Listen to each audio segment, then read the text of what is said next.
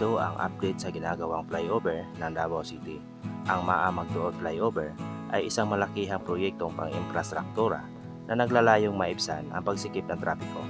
Partikular sa mga motoristang patungong Diversion Road, Barangay MAA, Barangay Buhangin, downtown area ng Davao City at mga biyahe magmula sa Davao South Region at rektang papuntang Davao North Region at mga kalapit na probinsya. Ito ay tinuturing na isa sa pinakamahabang flyover ng Mindanao.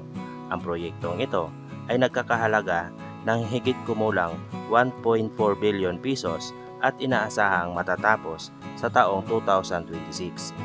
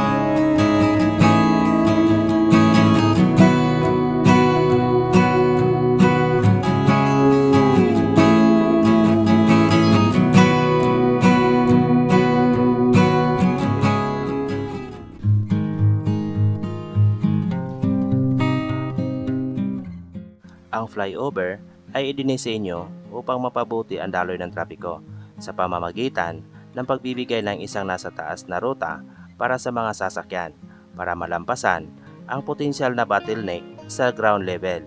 Sa madaling salita, dito nagkaipon-ipon ang mga sasakyan o merging traffic na magmula sa iba't ibang direksyon. Ang flyover na ito ay matatagpuan sa Barangay Magtuod at Barangay MAA section ng Davao City na kumukonekta sa Diversion Road. Sa kasalukuyan ay katatapos lang ng pagkabit ng mga pier at girder at iba pang mga bridge approach. Ang tanging kulang na lang ay ang mga railing sa magkabilang parte ng flyover at ang mga lapag sa dulo nitong proyekto na patuloy ngayon ang paglagay ng mga blocking semento sa mga lapag. Kasama na rin dito ang pagpalawak sa ilang lane sa ground level na napiktuhan sa pagtayo ng mga poste sa nasabing flyover. Maraming salamat po sa panonood at reminders po mula sa kinauukulan, huwag mainit ang ulo at maging pasensyoso sa panahon ng pagsikip ng trapiko. Maging kalmado at huwag maging kamuti sa kalsada. Ride safe everyone and God bless.